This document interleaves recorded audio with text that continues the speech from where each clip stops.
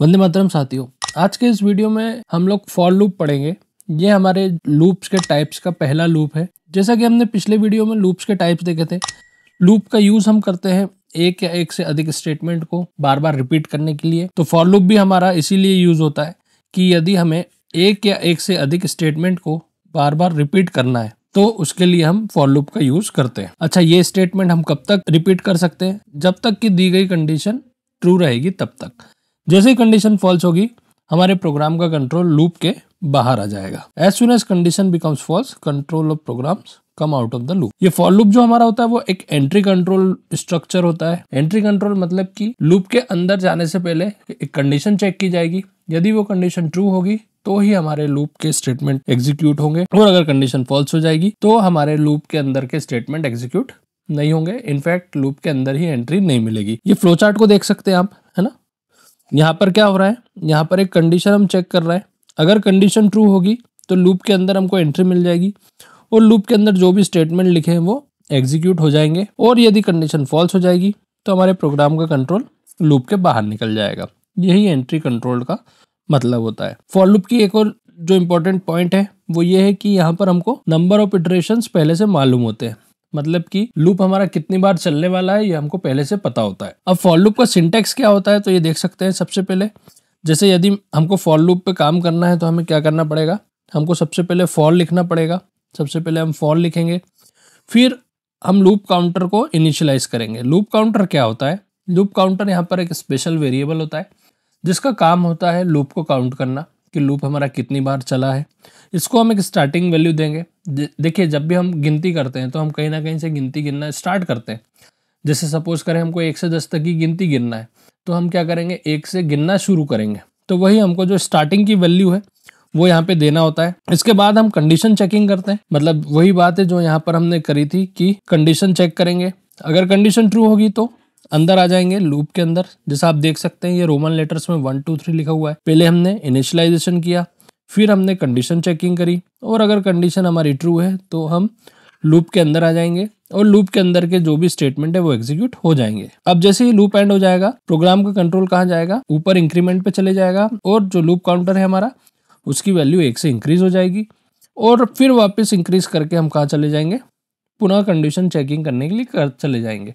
अब ये जो राउंड है वो बार बार चलते जाएगा, है ना। ये चक्र बार बार चलते जाएगा, तब तक चलते जाएगा जब तक कि कंडीशन ट्रू रहेगी।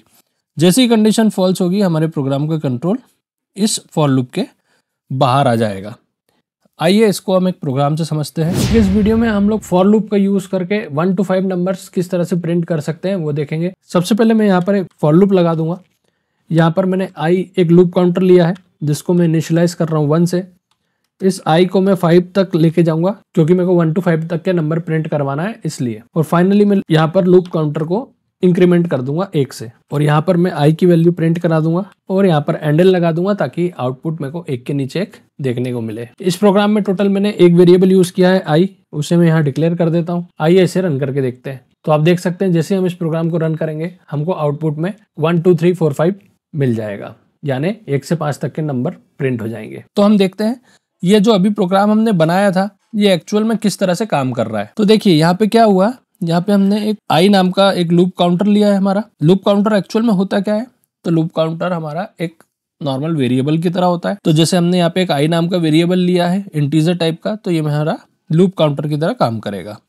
इसको मैंने एक स्टार्टिंग वैल्यू दी है 1, मतलब इस लूप काउंटर के अंदर इनिशियली क्या स्टोर है 1 है, ठीक है। अब देखिए किस तरह से काम होता है पूरा। सबसे पहले इस 1 को लेके हम जाएंगे कंडीशन चेक करने के लिए। यहाँ पे हम देखेंगे क्या हमारी कंडीशन ट्रू है। तो आई की करंट वैल्यू कितनी है, हमारी आई की करंट वैल्यू 1 है। 1 5 से छोटा है, बिल्कुल छोटा है। कंडीशन ट्रू है तो हम अंदर आ गए। अंदर आके हम क्या कर रहे हैं, आई की वैल्यू प्रिंट कर रहे हैं। तो आई की वैल्यू अभी करंट वैल्यू कितनी है 1, तो हमारे आउटपुट में सबसे पहले 1 आ गया। फिर देखिए क्या हो रहा है, लूप एंड हो रहा है। तो लूप एंड होगा तो कहाँ जाएंगे, हम लूप की स्टार्टिंग में जाएंगे और आई को इंक्रीज करेंगे।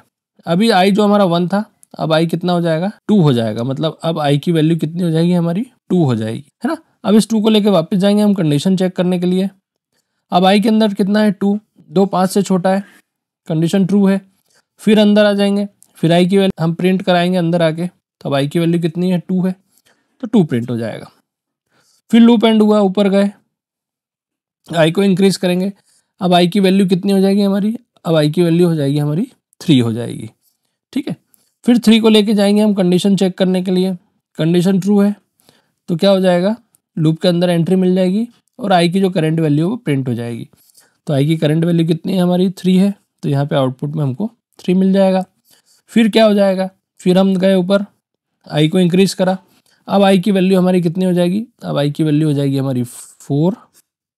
ठीक है, 4 लेस देन इक्वल टू 5 है, अंदर आ गए, कंडीशन ट्रू है, आई की वैल्यू प्रिंट कर दी तो आउटपुट में आ गया 4।